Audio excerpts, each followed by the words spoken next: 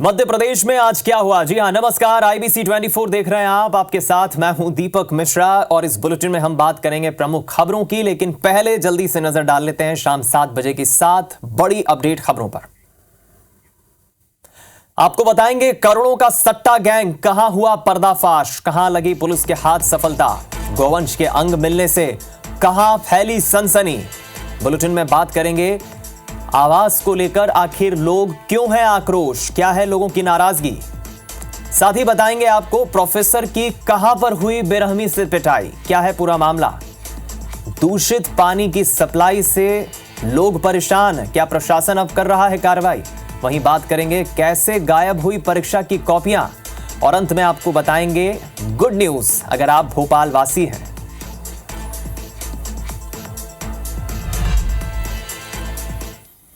और अब बात खबरों की विस्तार से करते हैं। मध्य प्रदेश के इतिहास में सट्टे के खिलाफ पुलिस ने अब तक की सबसे बड़ी कार्रवाई की है। उज्जैन पुलिस ने अंतर्राष्ट्रीय स्तर पर सट्टा खेलने वाले गिरोह का पर्दाफाश किया है। पुलिस ने 14 करोड़ 58 लाख रुपए जब्त किए हैं। साथ ही 3 राज्यों से आरोपियों का क्या कनेक्शन है, देखिए इस रिपोर्ट में।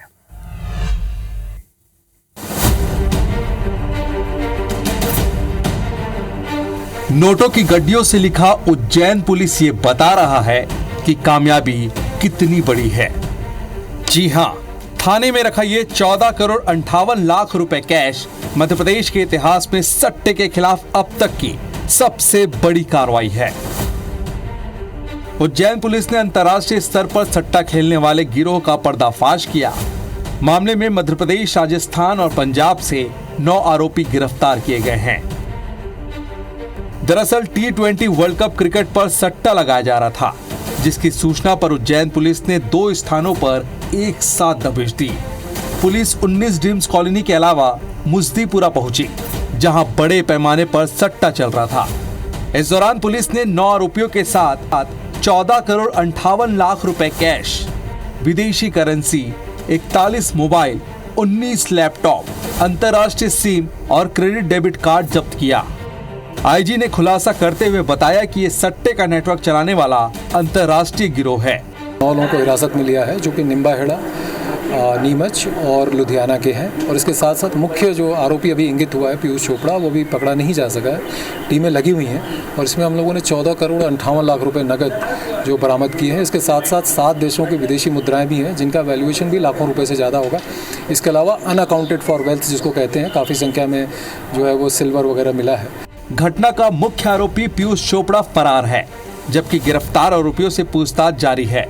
ये गिरोह इलेक्ट्रॉनिक तौर पर क्रिकेट के सट्टे का नेटवर्क संचालित करता था।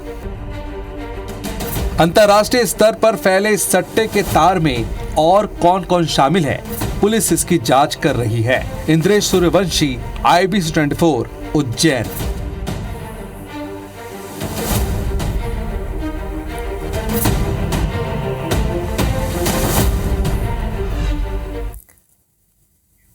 इधर रतलाम के जावरा के मंदिर परिसर में गोवंश का अंग मिलने से सनसनी फैल गई है। तड़के सुबह पुजारी मंदिर पहुंचे तो गोवंश का अंग देखकर लोगों और पुलिस को इसकी सूचना दी। घटना से नाराज हिंदू संगठनों ने जावरा को शांतिपूर्ण ढंग से बंद कराया। इसके बाद 4 लेन पर चक्का जाम किया गया। इस मामले में शहर में भारी पुलिस बल भी तैनात किया गया है, लोगों की नाराजगी देखते हुए।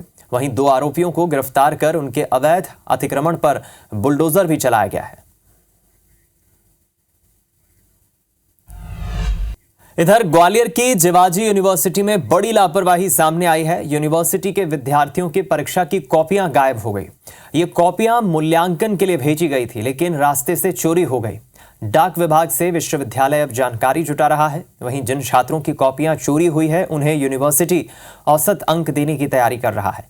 विश्वविद्यालय प्रबंधन के मुताबिक बीकॉम ऑनर्स और बीएससी ऑनर्स 3rd सेमेस्टर की परीक्षा जनवरी माह में हुई थी।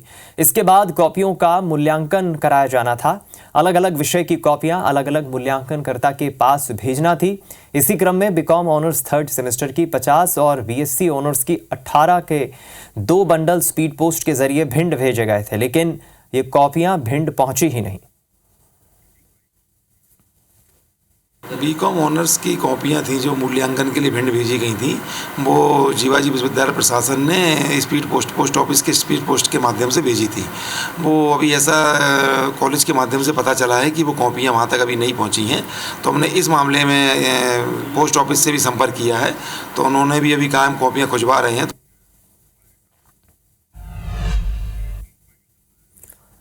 अब रुक करेंगे एक बड़ी खबर का, जहां पन्ना से खबर मिल रही है। पन्ना में एक चलती कार में अचानक से आग लग गई और देखते ही देखते आग में पूरी तरह से कार जलकर राख हो गई।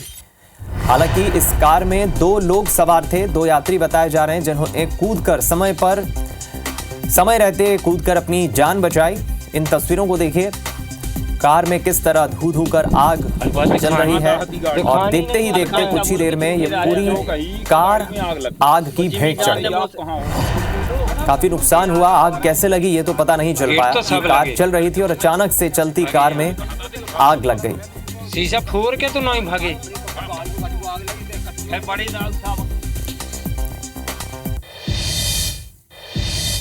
वहीं नीट परीक्षा को लेकर सुप्रीम कोर्ट और जबलपुर हाई कोर्ट में अलग अलग याचिकाकर्ताओं की पीआईएल पर सुनवाई हुई, जहां सुप्रीम कोर्ट ने नीट परीक्षा और पेपर लीक की सीबीआई जांच की मांग पर एनटीए यानी नेशनल टेस्टिंग एजेंसी को नोटिस जारी किया है।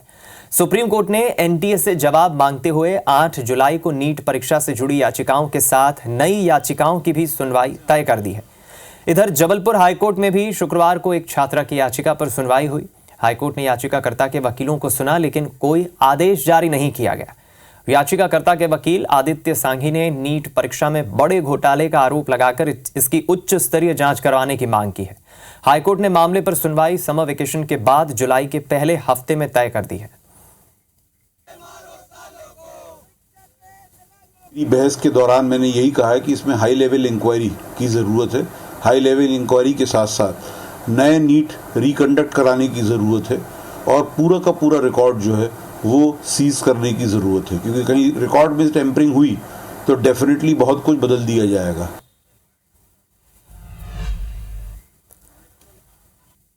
प्रदेश के सीएम डॉक्टर मोहन यादव ने जल गंगा संवर्धन अभियान की शुरुआत की। आपको इसकी तस्वीरें दिखाते हैं। आज मुख्यमंत्री 2 जगहों पर पहुंचे। पहले मुख्यमंत्री बैतूल पहुंचे और उसके बाद छिंदवाड़ा का उन्होंने रुख किया। जल संवर्धन अभियान की शुरुआत उन्होंने मां ताप्ती की पूजा और आरती के साथ की। वहीं जब मुख्यमंत्री छिंदवाड़ा पहुंचे तो उन्होंने जलगंगा संवर्धन अभियान में शिरकत करते हुए उससे पहले रोड शो किया, जनता का अभिवादन किया। मुख्यमंत्री ने कहा कि प्रदेश में जहां जहां भगवान राम के चरण पड़े हैं उन स्थानों का हमारी सरकार विकास करेगी।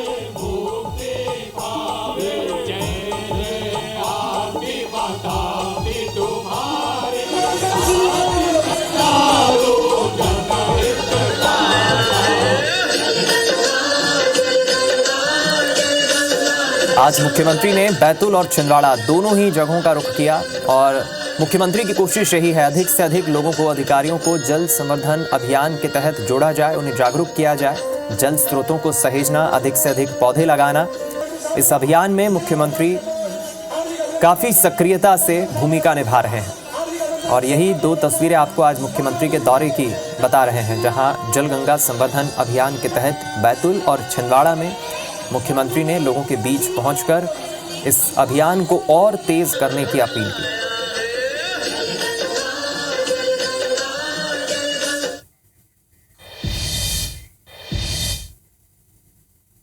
भगवान राम और भगवान कृष्ण के जहां जहां चरण पड़े, प्रत्येक स्थान को हमारी सरकार तीर्थ बनाने जा रही है। उनके सभी धाम जगमगाएंगे। 346 करोड़ 88 लाख के 108 विकास कार्यों का लोकार्पण यहाँ कर रहे हैं। प्रत्येक पंचायत भी गौशाला बनाने जाए तो गौशाला की प्रति गाय की अनुदान की राशि हमारे द्वारा डबल कर दी गई है।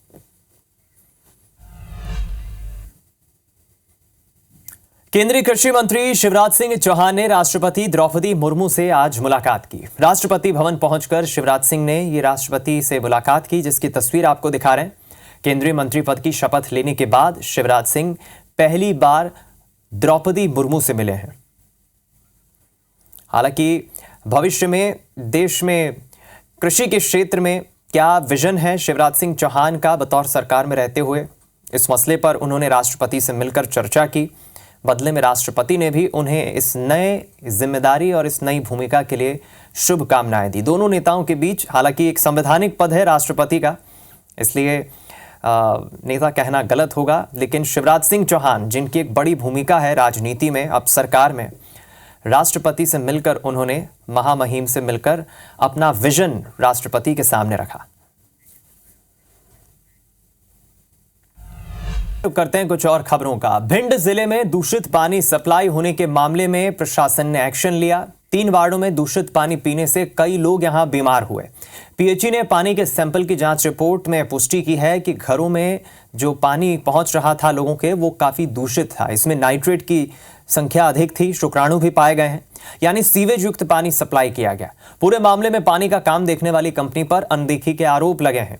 इधर मंत्री राकेश शुक्ला ने कलेक्टर के पेयजल के सप्लाई कर रही कंपनी पर कार्रवाई करने के निर्देश दिए हैं। दूसरी ओर पीएचई के सचिव पी नरहरि ने इस मामले में रिपोर्ट मांगी है। उसमें कहीं लीकेज का इंट्रूजन नहीं हो रहा है, वो हम चेक करते हैं। हाँ, जीवाणु की उपस्थिति 2 सैंपल में पाई गई है। उसके हिसाब से जो कंपनी जो मेंटेन कर रही है उसको भी ये निर्देश दिए हैं कि उसमें डिसइंफेक्शन करके, क्लोरीनेशन करके और जीवाणु रहित पानी करें।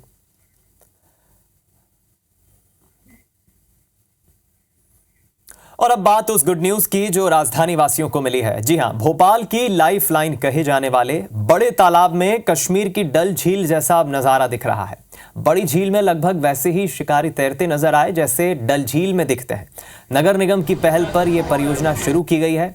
महापौर मालती राय और विधायक भगवान दास सबनानी ने इन शिकारों का उद्घाटन किया। इन्होंने शिकारा बोट में सवारी का लुत्फ भी लिया। इस अवसर पर पीएमआईसी सदस्य रविंद्र यति, पार्षद और अधिकारी भी मौजूद रहे।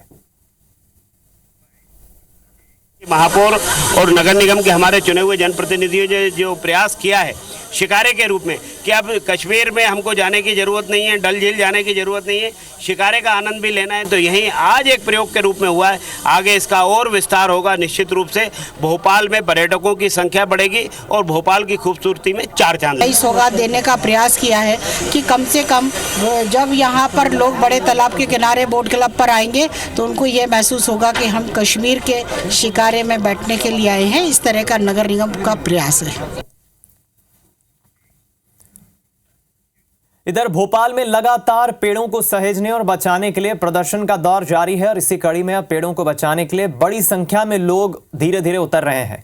अब खबर है कि भोपाल के शिवाजी और तुलसी नगर में पेड़ काटे जाने का ये लोग विरोध कर रहे हैं। सड़कों पर उतर आए हैं लोग। रक्षा सूत्र बांधकर पेड़ नहीं काटने की महिलाओं ने अपील की है। विधायक मंत्रियों के बंगला बनाने के लिए जो पेड़ काटे जाने का प्रस्ताव पास हुआ है, उसका विरोध आम लोग कर रहे हैं।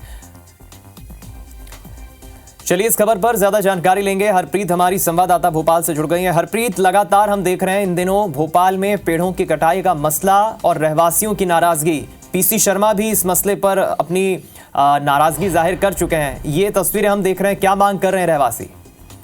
बिल्कुल, देखिए तुलसी नगर शिवाजी नगर में माननीय यानी विधायक, अधिकारी और मंत्रियों के बंगले बनाए जाने हैं और इस जगह पर 29,000 पेड़ों को काटा जाना है।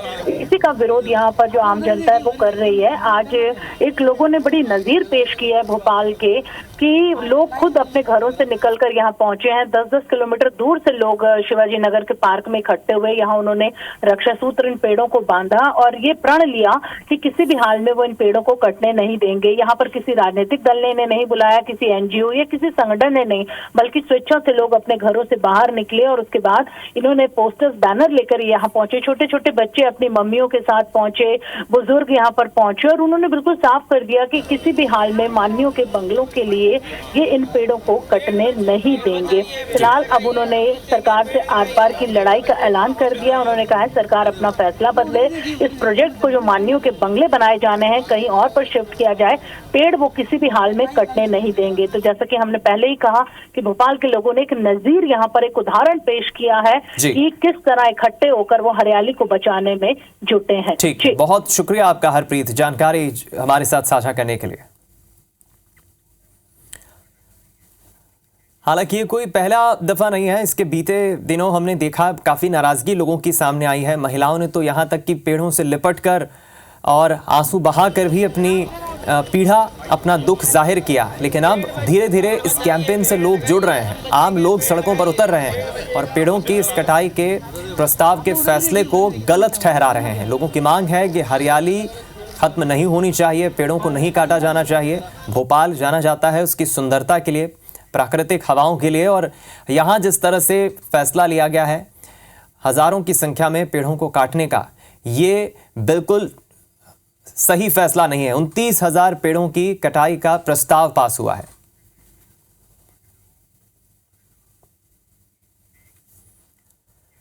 मध्य प्रदेश लोक सेवा आयोग की 8 विषयों की सहायक प्राध्यापक भर्ती परीक्षा का मूल्यांकन शुरू होने जा रहा है। आयोग की तैयारी है कि नवंबर की शुरुआत तक पहले राउंड के पदों पर नियुक्तियों का फाइनल रिजल्ट जारी कर दिया जाए। इस चयन सूची के जारी होते ही उच्च शिक्षा विभाग अलग अलग कॉलेजों में उन्हें ज्वाइनिंग देगा।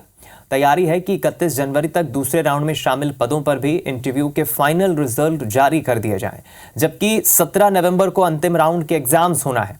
उसका फाइनल रिजल्ट 31 मार्च 2025 से पहले जारी कर दिया जाएगा। साथ ही हाल ही में हुई 8 विषयों की सहायक प्राध्यापक भर्ती के परीक्षा परिणाम भी अगले 45 से 50 दिनों में देने की तैयारी है। रिजल्ट के 30 दिन बाद इंटरव्यू शुरू होंगे, करीब 2 माह चलेंगे, जबकि दूसरे दौर की परीक्षा 4 अगस्त को होगी। रिजल्ट 20 सितंबर तक जारी होंगे। अक्टूबर नवंबर में इंटरव्यू और दिसंबर अंत तक चयन सूची आ जाएगी।